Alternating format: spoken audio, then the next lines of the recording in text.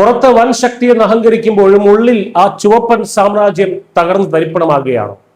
നമ്മുടെ അയൽരാജ്യമായ ചൈനയിൽ നിന്നും ഇപ്പോൾ പുറത്തു വരുന്നത് ഏകാധിപതിയായ ഷീ ജിൻപിങ്ങിന്റെ ഉറക്കം കെടുത്തുന്ന വാർത്തകളാണ്. ചൈനീസ് കമ്മ്യൂണിസ്റ്റ് പാർട്ടിയിലെ അധികാര വടംവലി ഇപ്പോൾ അതിന്റെ പാരമ്യത്തിൽ എത്തിയിരിക്കുന്നു.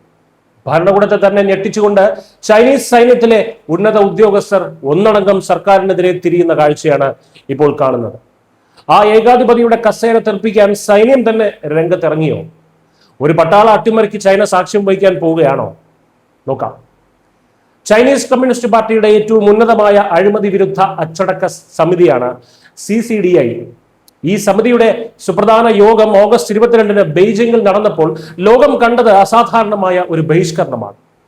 യോഗത്തിൽ പങ്കെടുക്കേണ്ടിയിരുന്ന സൈനിക പ്രതിനിധികളിൽ 60% പേരും യോഗത്തിന് എത്തിയില്ല.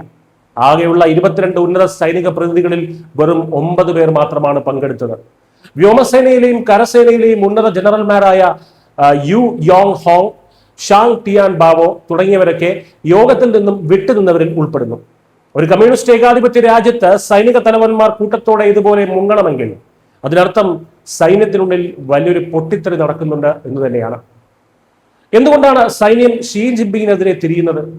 കഴിഞ്ഞ കുറച്ച് നാളുകളായി സ്വന്തം കസേര ഉറപ്പിച്ചു നിർത്താൻ ഷീ ജിൻപിങ് സൈന്യത്തിൽ നടത്തുന്ന വെട്ടിനിരത്തലുകൾ, മിലിറ്ററി പർച്ച്, അത് തന്നെയാണ് ഇതിന് കാരണം.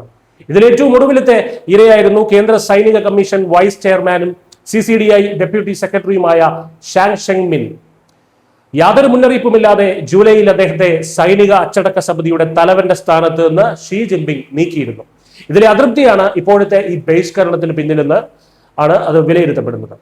പാർട്ടി തീരുമാനങ്ങളെ പുല്ലുവില കൽപ്പിച്ച് സൈന്യം ഇങ്ങനെ ഇടഞ്ഞു നിൽക്കുന്നത് ഷീ ജിൻപിങ്ങിനെ സംബന്ധിച്ചിടത്തോളം വലിയൊരു രാഷ്ട്രീയ പ്രതിസന്ധിയും തലവേദനയും ഒക്കെ തന്നെയാണ്. ചൈനീസ് കമ്മ്യൂണിസ്റ്റ് പാർട്ടിയുടെ ചരിത്രത്തിൽ ഈ അച്ചടക്ക സമിതിയുടെ യോഗത്തിൽ ഇത്രയും കുറഞ്ഞ പങ്കാളിത്തം ഉണ്ടാകുന്നത് ഇതാദ്യമായിട്ടാണ്. ഉദ്യോഗസ്ഥർ കൂട്ടത്തോടെ മുങ്ങിയതിനെ പറ്റി ചൈനീസ് ഭരണകൂടം ഇതുവരെ ഒരക്ഷരം മിണ്ടിയിട്ടില്ല.